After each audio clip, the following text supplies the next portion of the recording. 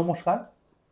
আজকে আমরা আবার একটা মাদের নিয়ে একটা আলোচনায় এসেছি এবং আজকের যে আলোচনাটা হবে সেটা হচ্ছে যে মায়েদের এই প্রেগন্যান্সির সময় স্ট্রেস, যে কোনো স্ট্রেস ফ্যাক্টর, হ্যাঁ, সেটা কতটা harmful for the upcoming baby. এই যে আপনার যে নতুন একজন জীবনকে আপনি নিয়ে আসছেন এই পৃথিবীতে, আপনার ভালো থাকাটা যে কতটা ইম্পর্টেন্ট তার জন্য, সেটা কিন্তু সব মায়েদের যারা নতুন মা হতে চলেছেন তাদের জানাটা খুব দরকার। তো সেই জন্যই আমি ভাবলাম যে এই ভিডিওটা আপনাদের জানানো খুব ইম্পর্টেন্ট।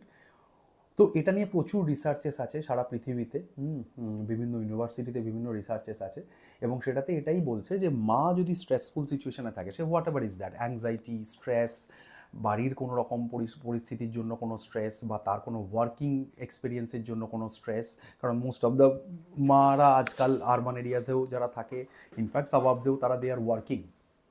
তো তাদের যদি স্ট্রেস হয় তখন কি হয়, অনেকগুলো কমপ্লিকেশন হয় বাচ্চাদের ক্ষেত্রে।